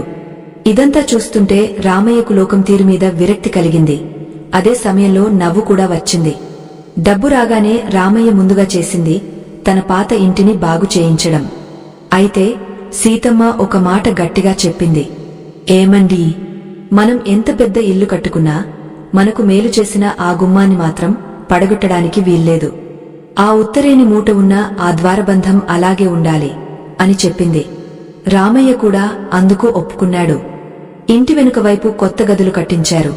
కాని ముందు వైపు పెంకుటింటి రూపురేఖలు అలాగే ఉంచారు. పిల్లలకు మంచి బట్టలు, మంచి చదువు, ఇంటి నిండా ధాన్యం, పశువులు. చూస్తుండగానే రామయ్య ఇల్లు కళకళలాడిపోయింది. రోజులు గడుస్తున్నాయి. రామయ్య దానధర్మాలు చేయడం మొదలుపెట్టాడు. ఊళ్ళో గుడి కట్టించాడు, అన్నదానం చేస్తున్నాడు. అంతా బాగానే ఉంది. కాని మనిషికి డబ్బే కాదు, శని కూడా మనుషుల రూపంలోనే వస్తుంది అంటారు పెద్దలు. రామయ్య జీవితంలోకి కూడా అలాంటి ఒక వ్యక్తి ప్రవేశించాడు. అతనే కొండలయ్య. కొండలయ్య రామయ్యకు దూరపు బంధువు. వరసకు బావ అవుతాడు. రామయ్య పేదరికంలో ఉన్నప్పుడు ఏనాడు పలకరించని కొండలయ్య ఇప్పుడు రామయ్య కోటీశ్వరుడు అయ్యాడని తెలియగానే నా ప్రియమైన బావమరిది అంటూ వాలిపోయాడు. కొండలయ్య మాటలు తేనె పూసిన కత్తుల్లా ఉంటాయి. ఎదుటివాడిని పొగుడుతూనే గోతిలో పడేయడం అతని నైజం. ఒకరోజు సాయంత్రం రామయ్య, కొండలయ్య ఇద్దరూ ఇంటి అరుగుమీద కూర్చుని మాట్లాడుతున్నారు. రామయ్య మంచిపట్టు పంచె కట్టుకుని మెడలో బంగారు గొలుసుతో దర్జాగా ఉన్నాడు. ఏరా బావా, అసలు నీ జాతకమంటే నీదేరా. రాత్రికి రాత్రి మహారాజువి అయిపోయావు. ఆ దేవుడు నీకు కళ్ళు మూసుకుని ఇచ్చేశాడు అంటూ కొండలయ్య బిస్కెట్ వేశాడు. రామయ్య నవ్వి, అంతా ఆ సాధువుగారి దయ, ఆ ఉత్తరేని మహిమ బావా అన్నాడు అమాయకంగా. కొండలయ్య కళ్ళు ఆ గుమ్మంపైన వేలాడుతున్న ఆ ఎండిపోయిన దుమ్ము పట్టిన ఎర్రటి మూట మీద పడ్డాయి. అతని ముఖంలో అసహ్యం, కుట్ర రెండూ ఒకేసారి మెదిలాయి. అవునులే బావా, అంతా బాగుంది కాని నాకు ఒక విషయం మాత్రం అస్సలు నచ్చలేదు అన్నాడు కొండలయ్య ముఖం చిట్లించుకుని. ఏంటది బావా అని అడిగాడు రామయ్య. ఏం లేదురా, నువ్వు ఇప్పుడు ఈ ఊరికే పెద్ద దిక్కువి. నీ ఇంటికి కలెక్టర్లు, ఎమ్మెల్యేలు వస్తుంటారు. రేపు పొద్దున నీ పిల్లల పెళ్లి సంబంధాలకు పెద్ద పెద్ద వాళ్లు వస్తారు. అందరూ నీ ఇంటి వైభవం చూసి మెచ్చుకుంటారు. కాని ఆ గుమ్మం వైపు చూస్తే మాత్రం ముక్కున వేలేసుకుంటారు. అంత అద్భుతమైన భవనానికి ఆ దరిద్రపు గొట్టు పాత గుమ్మమేంటి? పోనీ అది సరే, ఆ పైన వేలాడుతున్న ఆ చెత్త ఏంటి? ఎండిపోయిన ఆకులు, నల్లబడిన గుడ్డ పేలిక. చీచీ, దిష్టి బొమ్మలా ఉంది. ఎవరో చేతబడి చేసినట్లుగా అనిపిస్తోంది చూసేవాళ్లకు. నీ స్థాయికి అది తగదు బావా అని విషం నూరిపోశాడు. రామయ్య ఒక్క క్షణం ఆలోచనలో పడ్డాడు. నిజమే, ఇల్లు అంతా కొత్త రంగులతో మెరిసిపోతుంటే ఆ గుమ్మం దగ్గర ఉన్న ఆ పాత మూట కాస్త వికారంగానే కనిపిస్తోంది. కాని సాధువు మాటలు గుర్తొచ్చాయి. లేదు బావా, అది మాకు కలిసి వచ్చిన సెంటిమెంట్. ఆ సాధువు దాన్ని తీయొద్దని చెప్పాడు అన్నాడు రామయ్య. కొండలయ్య గట్టిగా నవ్వాడు. ఓరిపిచ్చి బావా, సాధువులు ఏవేవో చెబుతారు. వాళ్లు అడవుల్లో ఉంటారు కాబట్టి వాళ్లకు అవే దొరుకుతాయి. అసలు నీకు ఆస్తి వచ్చింది నీ తాతగారు పుణ్యం వల్ల, ఆ కాగితాల వల్ల, అంతే తప్ప ఆ ఎండు ఆకుల వల్ల కాదు. అయినా నేను దాన్ని పారేయమని అనడం లేదు. కనీసం ఆ గుమ్మం మార్పించి ఒక పెద్ద టేకు ద్వారం పెట్టించు. ఆ మూటను తీసుకెళ్లి ఎక్కడైనా దేవుడి గదిలో దాచు. అందరికీ కనిపించేలా ఆ గుమ్మం మీద వేలాడదీయడమేంటి? నలుగురు చూసి నవ్వుకుంటున్నారు తెలుసా? రామయ్యకు డబ్బు వచ్చినా బుద్ధి మారలేదు. ఇంకా ఆనాటి వైద్యాలు, మూజ నమ్మకాలు మానలేదు అని వెటకారం చేస్తున్నారు అని అబద్ధాలు చెప్పాడు. నలుగురు నవ్వుకుంటున్నారు అనే మాట రామయ్యను బాగా ప్రభావితం చేసింది. మనిషికి డబ్బు రాగానే స్టేటస్, హోదా అనే జబ్బు మొదలవుతుంది. ఇతరులు ఏమనుకుంటున్నారో అనే ఆందోళన ఎక్కువవుతుంది. రామయ్య మనసులో విషం ఎక్కడం మొదలైంది. ఆ రాత్రి భోజనం దగ్గర రామయ్య ఈ విషయం సీతమ్మతో ప్రస్తావించాడు. సీత, బావ చెప్పింది కూడా నిజమే అనిపిస్తోంది. ఆ గుమ్మం చాలా పాతబడిపోయింది. ఇంటికి వచ్చిన వాళ్ళు ఆ మూటను చూసి వింతగా అనుకుంటున్నారు. మనం ఆ మూటను తీసి దేవుడి గదిలో భద్రంగా పెడదాం, గుమ్మానికి కొత్త తలుపులు చేయిద్దాం అని అన్నాడు. సీతమ్మ చేతిలో ఉన్న అన్న ముద్ద జారి కింద పడింది. ఆమె కళ్లలో భయం నిండిపోయింది. ఏమండీ, మీకు ఏమైనా మతిపోయిందా? ఆనాడు ఆ స్వామి ఏం చెప్పారు? అది మన ఇంటికి ప్రాణం అని చెప్పారు. మన కష్టాల్లో ఉన్నప్పుడు ఆదుకున్న దైవాన్ని ఇప్పుడు సుఖాలు రాగానే మూలను పడేస్తారా? కొండలయ్య బావ మాటలు నమ్మకండి. ఆయనకు మన మంచి ఎప్పుడూ గిట్టదు. దయచేసి ఆ తప్పు చేయకండి, ఆ మూటను కదిలించకండి అని గట్టిగా చెప్పింది. రామయ్యకు భార్య మాటలు రుచించలేదు. పైగా కొండలయ్య మాటలు అతనిలో అహంకారాన్ని పెంచాయి. నేను చెప్పింది విను సీతా, నేను ఇప్పుడు మామూలు రామయ్యను కాదు. నా మాటకు విలువ ఉంది. ఆ మాత్రం చిన్న మార్పు చేస్తే కొంపలేం మునిగిపోవు. ఆ సాధువు చెప్పింది ఆ మూటను ఉంచమని, అంతేకాని గుమ్మం మీదే ఉంచమని కాదు కదా. దేవుడి గదిలో పెడితే ఇంకా పవిత్రంగా ఉంటుంది కదా అని వాదించాడు. సీతమ్మ ఎంత బతిమాలినా రామయ్య వినలేదు. ఆ మరుసటి రోజు ఉదయం రామయ్య పనివాళ్లను పిలిచాడు. ఒక వడ్రంగిని పిలిపించాడు. ఈ పాత ద్వారాన్ని పీకేసి కొత్త టేకు ద్వారం బిగించాలి. ఈ పని ఈరోజే మొదలు పెట్టండి అని ఆజ్ఞాపించాడు. వడ్రంగా పనిముట్లతో సిద్ధమయ్యాడు. కొండలయ్య పక్కనే నిలబడి నవ్వుతూ, భేష్ బావా, ఇన్నాళ్లకు ఒక మంచి నిర్ణయం తీసుకున్నావు. ఈ పాత చెక్కలు పోతేనే లక్ష్మీదేవికి కొత్త కళ వస్తుంది అని ప్రోత్సహించాడు. రామయ్య ఒక స్టూల్ వేసుకుని గుమ్మంపైకి ఎక్కాడు. తన చేతులతో ఆ ఉత్తరేణి మూటను విప్పడానికి ప్రయత్నించాడు. ఆ మూటను తాకగానే ఆయన చేతులు ఎందుకో తెలియని వణుకు మొదలయ్యాయి. మనసులో ఏదో హెచ్చరిక గంట మోగినట్లు అనిపించింది. వద్దు రామయ్య, ఇది తప్పు అని అంతరాత్మ ఘోషించింది. కాని పక్కనే ఉన్న కొండలయ్య, పనివాళ్లు తనను చూస్తున్నారు అనే అహంకారం అతన్ని వెనక్కి తగ్గనివ్వలేదు. ఊ, ఏముంది ఇందులో? సాధువు చెప్పాడు కదా అని ఇన్నాళ్లు ఉంచాను. ఇప్పుడు దేవుడి గదిలో పెడతాను అని తనకు తానే సర్ది చెప్పుకుని ఆ ముడిని విప్పేశాడు. ఆ ఎర్రటి మూటను చేతిలోకి తీసుకున్నాడు. సరిగ్గా రామయ్య ఆ మూటను గుమ్మం నుండి వేరుచేసిన మరుక్షణం అప్పటి వరకు ప్రశాంతంగా ఉన్న వాతావరణం ఒక్కసారిగా మారిపోయింది. ఆకాశంలో మబ్బులు లేకపోయినా పెద్ద ఉరుము శబ్దం వినిపించింది. దొడ్లో ఉన్న ఆవు గట్టిగా అరిచి కట్టుతాడు తెంచుకుని బయటకు పరిగెత్తింది. వద్రంగ చేతిలో ఉన్న ఉలిజారి అతని కాలిమీద పడి రక్తం చిమ్మింది. అమ్మో అని వడ్రంగ కేక పెట్టాడు. రామయ్య ఉలిక్కిపడి కిందకు దిగాడు. చేతిలో ఉన్న ఉత్తరేణి మూటను గట్టిగా పట్టుకున్నాడు. ఏమైంది ఏమైంది అని అడిగాడు. అయ్యా దొరగారు, ఎందుకో నా మనసు కీడు శంకిస్తోంది. ఈ గుమ్మం పీకడం మంచిది కాదేమో అన్నాడు వడ్రంగ బాధతో కాలు పట్టుకుని. అక్కడ అపశకునం జరిగింది. కాని రామయ్య కళ్లకు కమ్మిన పొర ఇంకా తొలగపోలేదు. ఏం లేదులే, ఏదో ప్రమాదవశాత్తు జరిగింది. నువ్వు వెళ్ళి మందు వేసుకో, రేపు పని చేద్దువుగాని అని పంపించేశాడు. రామయ్య ఆ మూటను తీసుకుని దేవుడి గదిలోకి వెళ్లాడు. అక్కడ ఒక మూలదాన్ని పెట్టాడు. కాని ఆయనకు తెలియని విషయమేమిటంటే ఉత్తరేని వేరుకు ఉన్న శక్తి ఆ గుమ్మం అనే స్థానంతో ముడిపడి ఉంది. గుమ్మం అనేది సరిహద్దు. శత్రువులను, దుష్ట శక్తులను లోపలికి రాకుండా ఆపే కాపలాదారు ఆ మూట. ఎప్పుడైతే ఆ కాపలాదారుని తీసి లోపల గదిలో పెట్టారో అప్పుడు ఇంటి ప్రధాన ద్వారం రక్షణ లేనిదైపోయింది. కోట గుమ్మం తీసి పారేస్తే శత్రువులు ఎలా దండెత్తుతారో దరిద్ర దేవత ఆ ఇంటి చుట్టూ అప్పటికే పొంచి ఉంది. ఆ రోజు రాత్రి రామయ్యగాగ్య నిద్రలో ఉన్నాడు. కలలో ఆ సాధువు కనిపించాడు. ఆయన ముఖం కోపంతో ఎర్రబడి ఉంది. రామయ్య, మాట తప్పావు. రక్షణ కవచాన్ని తొలగించావు. ఇప్పుడు వచ్చే తుఫానును తట్టుకునే శక్తి నీకు ఉందా అని గద్దించాడు. రామయ్య చెమటలు పట్టి నిద్రలోంచి లేచాడు. గొంతు ఎండిపోయింది. నీళ్లు తాగడానికి లేచాడు. సమయం అర్ధరాత్రి 2 గంటలు. హఠాత్తుగా బయట ఏదో చప్పుడు వినిపించింది. ఎవరో గోడ దూకిన శబ్దం. ఇన్నాళ్లు ఆ ఉత్తరేణి మహిమ వల్ల ఆ ఇంటివైపు కన్నెత్తి చూడడానికి కూడా దొంగలు భయపడేవారు. ఒక రకమైన భ్రాంతి వాళ్లను ఆపేది. కాని ఈరోజు ఆ రక్షణ లేదు. రామయ్య కిటికీలోంచి చూశాడు. నలుగురు వ్యక్తులు ముఖాలకు ముసుగులు వేసుకుని చేతుల్లో మరణాయుధాలతో ఇంటి వెనుక తలుపులు బద్దలు కొట్టడానికి ప్రయత్నిస్తున్నారు. రామయ్యకు గుండె ఆగినంత పనైంది. ఇంట్లో కోట్లాది రూపాయల నగదు, బంగారమున్నాయి.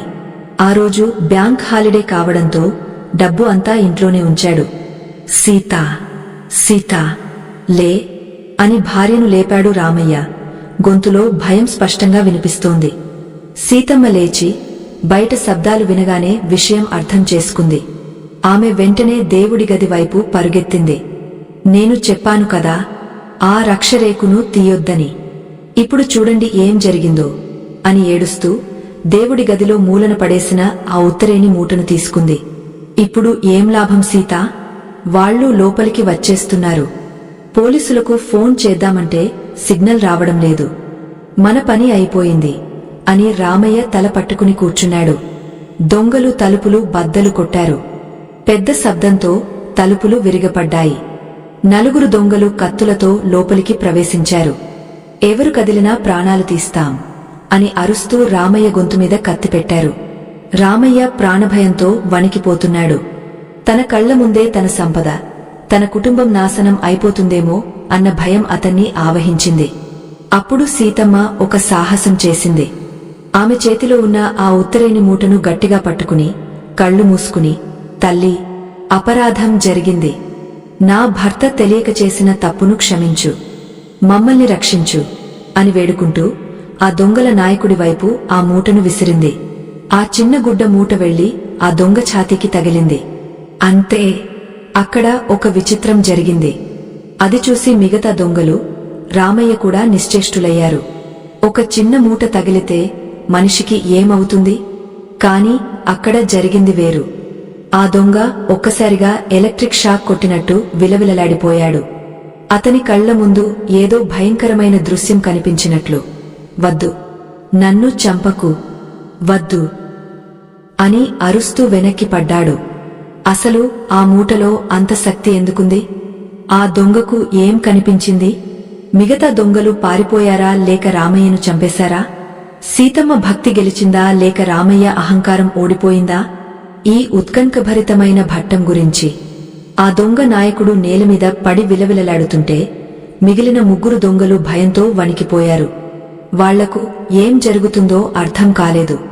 కేవలం ఒక గుడ్డ మూట తగిలితే మనిషి అలా పిచ్చివాడిలా అరవడం, కళ్ల ముందు ఎవరో దయ్యం కనిపించినట్లు భయపడడం వాళ్లను హడలెత్తించింది. ఆ దొంగ నాయకుడు, నన్ను వదిలే, అమ్మో, పెద్ద పులి నన్ను తినేస్తోంది అని అరుస్తూ స్పృహ తప్పి పడిపోయాడు. నిజానికి అక్కడ పులి లేదు, ఏమీ లేదు.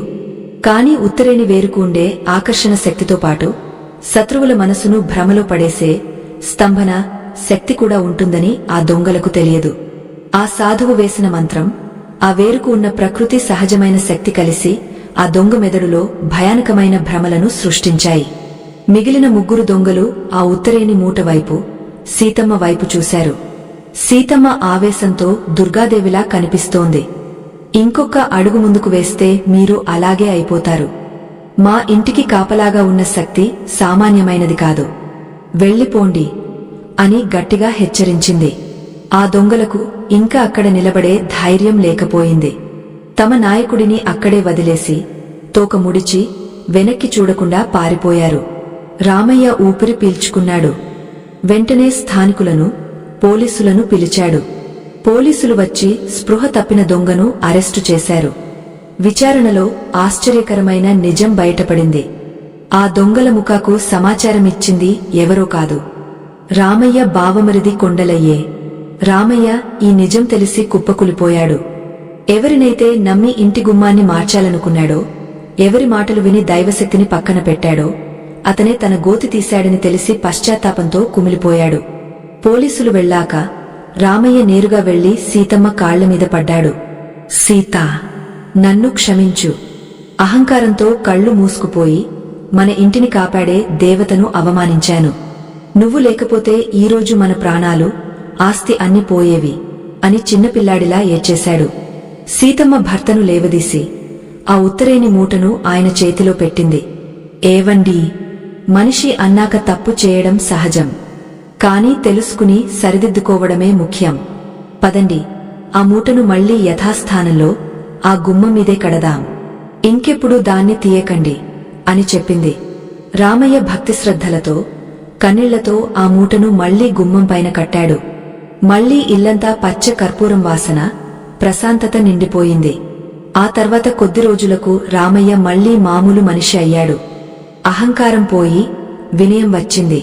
వచ్చిన ఆస్తిని నలుగురికి ఉపయోగిస్తూ ధర్మబద్ధంగా జీవించడం మొదలుపెట్టాడు. అయితే కథ ఇంతటితో సుఖాంతం కాలేదు. అసలు సిసలైన మలుపు ఇక్కడే ఉంది. ఉత్తరేని మొక్కకు ధనాన్ని ఆకర్షించే శక్తి ఉందని తెలుసుకున్న కొంతమంది స్వార్థపరులు ఆ రహస్యాన్ని దుర్వినియోగం చేయడానికి ప్రయత్నించారు. ఆ ఊళ్ళో ఒక భూస్వామి ఉండేవాడు. పేరు భూపతి రాజా. అతనికి అత్యాశ ఎక్కువ.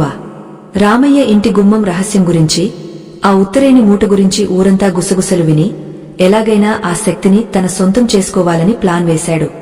రామయ్య లాంటి అమాయకుడి దగ్గరే అంత ఆస్తి ఉంటే, నా దగ్గర ఆ శక్తి ఉంటే ఇంకెంత సంపాదించవచ్చు అని దురాశతో ఆలోచించాడు. భూపతి రాజా కేరళ నుండి ఒక మాంత్రికుడిని పిలిపించాడు. స్వామీ, రామయ్య ఇంట్లో ఉన్న ఆ ఉత్తరేని శక్తిని నా ఇంటికి మళ్లించాలి. దానికి ఎంత ఖర్చు అయినా పర్వాలేదు అని అడిగాడు. ఆ మాంత్రికుడు నల్లటి బట్టలు వేసుకుని భయంకరంగా ఉన్నాడు. అతను రామయ్య ఇంటి చుట్టూ తిరిగి తన శక్తులతో పరిశీలించాడు. రాజా, ఆ ఇంట్లో ఉన్న శక్తి సాత్వికమైనదే. దాన్ని బలవంతంగా లాక్కోవడం కష్టం. కాని ఒక మార్గముంది. ఆ ఉత్తరేని మూటను ఎవరైనా చేతులతో తాకి దాన్ని అపవిత్రం చేస్తే అందులోని శక్తి నశించిపోతుంది.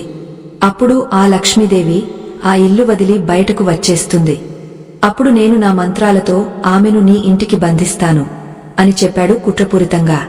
భూపతి రాజా కళ్ళు మెరిశాయి. అలాగే స్వామీ, ఈ పని చేయడానికి నా దగ్గర ఒక నమ్మకమైన బంటు ఉన్నాడు అన్నాడు. రామయ్య ఇంట్లో పనిచేసే ఒక ముసలి ఆమె ఉంది. పేరు గంగమ్మ. ఆమె చాలా అమాయకురాలు.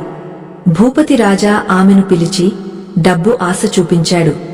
గంగమ్మ, నువ్వు చేసేది చిన్న పని. రేపు రామయ్య ఇంట్లో ఎవరు లేనప్పుడు ఆ గుమ్మం దగ్గరకు వెళ్లి ఆ పైన ఉన్న మూట మీద ఈ నిమ్మకాయల నీళ్లు చల్లిరా. అంతే చాలు. నీకు 10,000 ఇస్తాను అని చెప్పాడు. ఆ నీళ్లు మామూలు నీళ్లు కాదు, మాంత్రికుడు మంత్రించిన మైల నీళ్లు. గంగమ్మ డబ్బు ఆశకు లొంగపోయింది. సరే దొరా, ఎవరికీ తెలియకుండా చేస్తాలే అని ఒప్పుకుంది. మరుసటి రోజు రామయ్య, సీతమ్మ గుడికి వెళ్లారు. ఇంట్లో ఎవరూ లేరు. గంగమ్మ మెల్లగా గుమ్మం దగ్గరకు వచ్చింది. చేతిలో ఆ మంత్రించిన నీళ్ల సీసా ఉంది. ఆమె గుండె దడదడలాడుతోంది. కాని 10,000 రూపాయలు గుర్తుకు వచ్చి ధైర్యం తెచ్చుకుంది. ఆమె మెట్లెక్కి ఆ సీసా మూత తీసి ఆ ఉత్తరేని మూట మీద నీళ్లు చల్లబోయింది. సరిగ్గా ఆ క్షణంలో ఎక్కడి నుండో ఒక పెద్ద నల్లటి నాగుపాము బుసలు కొడుతూ ఆ గుమ్మంపై నుండి కిందకు వేలాడింది. గంగమ్మ ఆ పామును చూడగానే అమ్మో అని భయంతో వెనక్కి జరిగి మెట్ల మీద నుండి జారి కింద పడింది. ఆమె చేతిలోని సీసా పగలి ఆ నీళ్లు ఆమె మీదే పడ్డాయి. ఆశ్చర్యమేమిటంటే ఆ నీళ్లు ఆమె మీద పడగానే ఆమె శరీరంలో మంటలు పుట్టాయి. అమ్మో, కాలిపోతోంది, కాపాడండి అని అరవడం మొదలుపెట్టింది. ఆ మాంత్రికుడు ఇచ్చిన నీళ్లు ఇతరులకు హాని చేయడానికి ఉద్దేశించినవి, కాని అవి తిరుగుటపా కట్టి ప్రయోగించిన వాళ్లనే దహించేశాయి. ఆ అరుపులు విని చుట్టుపక్కల వాళ్లు వచ్చారు. గుడి నుండి రామయ్య, సీతమ్మ కూడా వచ్చారు. గంగమ్మను ఆసుపత్రికి తీసుకువెళ్లారు. అక్కడ గంగమ్మ భయంతో అసలు నిజం చెప్పేసింది. భూపతి రాజా కుట్ర, మాంత్రికుడి ప్లాన్ అంతా బయటపడింది. ఊరి జనం ఆగ్రహంతో భూపతి రాజా ఇంటిమీద దాడి చేశారు. పోలీసులు వచ్చి భూపతి రాజాను, ఆ మాంత్రికుడిని అరెస్టు చేశారు. ఈ సంఘటన తర్వాత రామయ్యకు ఒక విషయం స్పష్టంగా అర్థమైంది. ఆ ఉత్తరేని మూట కేవలం ధనాన్ని ఇచ్చే యంత్రం కాదు, అది ధర్మానికి రక్షకుడు. దాన్ని అపవిత్రం చేయాలని చూస్తే అది అగ్నిలా మారుతుంది. కాలం గడుస్తోంది. రామయ్య వయస్సు మీద పడింది. తన పిల్లలు పెద్దవాళ్లయ్యారు. వాళ్లకు పెళ్లిళ్లు అయ్యాయి. రామయ్య మనవళ్లు, మనవరాళ్లు ఆ ఇంటి అరుగుమీద ఆడుకుంటున్నారు. రామయ్య ఇప్పుడు ఒక వృద్ధుడు, కాని ఆయన ముఖంలో ప్రశాంతత ఉంది. ప్రతిరోజు ఉదయం సాయంత్రం ఆ గుమ్మం దగ్గర దీపం పెట్టడం, ఆ ఉత్తరేణి మూటకి నమస్కరించడం ఆయన దినచర్యలో భాగం. ఒకరోజు రామయ్య మంచం మీద పడుకుని ఉన్నాడు. ఆయన అంత్యకాలం సమీపించిందని ఆయనకు అర్థమైంది. తన కొడుకును, కోడలిని పిలిచాడు. నాయనా, నేను పోయాక ఆస్తి పాస్తుల కోసం కొట్టుకోకండి. మీకు నేను ఇచ్చే నిజమైన ఆస్తి ఆ గుమ్మం పైన ఉన్న ఉత్తరేణి మూటే. దాన్ని ఎప్పుడూ తీయకండి. ప్రతి ఏటా కొత్త ఉత్తరేణి వేరును తెచ్చి పాతదాన్ని పారే నీటిలో వదిలేయండి. ఈ రహస్యాన్ని మీ పిల్లలకు కూడా చెప్పండి. ఇది మన ఇంటి ఆచారం అని చివరి కోరికగా చెప్పాడు. రామయ్య కన్ను మూశాడు. ఆయన ఆత్మశాంతి కోసం ఊరంతా తరలివచ్చింది. ఆ రోజు ఆ ఇంటి గుమ్మం దగ్గర ఒక వింత దృశ్యం కనిపించింది. ఆ ఉత్తరేణి మూట నుండి ఒక చిన్న పువ్వు రాలి రామయ్య పాడిమీద పడింది. అది ప్రకృతి రామయ్యకు ఇచ్చిన వీడ్కోలు. అయితే రామయ్య తర్వాతి తరం ఈ ఆచారాన్ని సరిగా పాటించిందా? ఆధునిక కాలంలో, టెక్నాలజీ యుగంలో రామయ్య మనవళ్లు ఆ పాత మూటను నమ్మారా? అసలు ఉత్తరేణి రహస్యం కేవలం డబ్బు సంపాదించడానికేనా, లేక దాని వెనుక ఇంకా ఏదైనా సైన్స్ ఉందా? రామయ్య మనవడు విక్రమ్ అమెరికాలో చదువుకుని వచ్చాడు. అతనికి ఈ పూజలు, పునస్కారాల మీద నమ్మకం లేదు. డాడీ, ఏంటిది? ఇంటి ముఖద్వారం మీద ఆ చెత్త ఏంటి? తీసేద్దాం అని తన తండ్రితో గొడవపడ్డాడు. తండ్రి వారించినా వినకుండా విక్రమ్ ఒకరోజు ఆ ఉత్తరేణి మూటను విప్పి డస్ట్ బిన్లో పారేశాడు. అలా పారేసిన సరిగ్గా 24 గంటల్లో విక్రమ్ నడుపుతున్న కారుకు ఒక భయంకరమైన యాక్సిడెంట్ జరిగింది. కారు నుజ్జునుజ్జు అయింది. కాని విక్రమ్ మాత్రం చిన్న గాయం కూడా లేకుండా ప్రాణాలతో బయటపడ్డాడు. ఎలా? యాక్సిడెంట్ జరిగిన ప్రదేశంలో విక్రమ్ జేబులో నుండి ఒక చిన్న వస్తువు కింద పడింది. అది చూసి విక్రమ్ ఆశ్చర్యపోయాడు. అది ఆ ఉత్తరేణి మూటలో ఉండే స్ఫటికం రాయి. తెలియకుండానే అది అతని జేబులో ఎలా వచ్చింది? అసలు అతన్ని కాపాడింది ఎవరు? విక్రమ్ ఆసుపత్రి బెడ్ మీద పడుకుని ఆలోచిస్తుండగా అతని గదిలోకి ఒక డాక్టర్ వచ్చారు. ఆ డాక్టర్ ఎవరో కాదు, రామయ్యకు ఇన్నాళ్ల క్రితం ఆ ఉత్తరేణి రహస్యం చెప్పిన ఆ సాధువుగారి శిష్యుడు. డాక్టర్ చిరునవ్వుతో విక్రమ్ వైపు చూశాడు. విక్రమ్, సైన్స్ కి అందని ఎన్నో విషయాలు ఈ ప్రకృతిలో ఉన్నాయి. మీ తాతగారు నమ్మిన శక్తి మూజనమ్మకం కాదు. ఉత్తరేణిలో ఉండే ఎలక్ట్రోమాగ్నెటిక్ పవర్, విద్యుదయస్కాంత శక్తి గురించి నీకు తెలియదు. అది నెగటివ్ ఎనర్జీని, ప్రతికూల శక్తిని ఎలా తిప్పికొడుతుందో ఇప్పుడు నీకు అర్థమైందా అని అడిగాడు. విక్రమ్కు కళ్ళు తెరుచుకున్నాయి. తనను కాపాడింది తన తాతగారి నమ్మకమే అని గ్రహించాడు. అసలు ఆ ఉత్తరేణి శాస్త్రీయత ఏమిటి? ఆయుర్వేదంలో దానికి ఎందుకంత ప్రాముఖ్యత ఉంది? ఈ కథ ద్వారా మనం నేర్చుకోవాల్సిన అంతిమ సత్యమేమిటి? డాక్టర్ విక్రమ్కి ఉత్తరేణి మొక్క గురించి ఒక అద్భుతమైన వివరణ ఇవ్వబోతున్నాడు. ఉత్తరేణి గింజలతో అన్నం వండుకుని తింటే మనిషికి నెల రోజుల వరకు ఆకలి వేయదు. ఋషులు తపస్సు చేసేటప్పుడు ఇదే తినేవారు. అటువంటి శక్తివంతమైన మొక్కను మనం పిచ్చి మొక్కగా చూస్తున్నాం. ఆ వేరుని తల కింద పెట్టుకుంటే పీడకలలు రావు. గర్భిణీ స్త్రీలకు సుఖప్రసవం అవ్వడానికి ఉత్తరేణి వేరుని నడుముకు కడతారు. ఇంతటి దివ్యౌషధాన్ని మీ తాతగారు గుమ్మానికి కట్టడంలో ఉద్దేశ్యం కేవలం డబ్బు కోసం కాదు, మీ ఆరోగ్యం, రక్షణ కోసం అని వివరించాడు. విక్రమ్ ఇంటికి వచ్చాక డస్ట్ బిన్లో పారేసిన ఆ మూటను వెతికి తీశాడు. కన్నీళ్లతో దాన్ని శుభ్రం చేసి మళ్లీ గుమ్మానికి కట్టాడు. అప్పుడు అతని మనసులో కలిగిన ప్రశాంతత మాటల్లో చెప్పలేనిదే. ఈ కథ మనకు ఏం చెబుతోంది? మన సనాతన ధర్మంలో ప్రతి ఆచారం వెనుక ఒక పరమార్థం ఉంది. గుమ్మానికి పసుపు రాయడం, ఆకులు కట్టడం అనేవి అలంకారం కోసం కాదు, అవి క్రిమి సంహారిణులు, శక్తి కేంద్రాలు. రామయ్య కథ ఒక ఉదాహరణ మాత్రమే. నమ్మకముంటే రాయి కూడా దేవుడే, నమ్మకం లేకపోతే దేవుడు కూడా రాయిలాగే కనిపిస్తాడు. మనం కూడా మన ఇంటి గుమ్మాన్ని కేవలం ద్వారంగా కాకుండా లక్ష్మీదేవి వచ్చే దారిగా భావిద్దాం. వీలైతే ఉత్తరేణి వేరును లేదా కనీసం మామిడి తోరణాలను కట్టి ఇంటిని పవిత్రంగా ఉంచుకుందాం. ఎక్కడ శుభ్రత, భక్తి, ధర్మముంటాయో అక్కడ సిరి సంపదలు వాటంతటా అవే వస్తాయి. మీరు కూడా రేపే ఉత్తరేణి మొక్కను తెచ్చి శుభ్రం చేసి ఆ సాధువు చెప్పినట్లు పచ్చ కర్పూరం స్ఫటికంతో కలిపి గుమ్మానికి కట్టి చూడండి. ఫలితం వెంటనే రాకపోవచ్చు, కాని మీ ఇంట్లో పాజిటివ్ ఎనర్జీ రావడం మాత్రం ఖాయం. ఆ మార్పును మీరు గమనిస్తారు. ఈ కథను ఇంత పరిశోధన చేసి మీకు అందించడానికి మేము ఎంతో శ్రమించాము.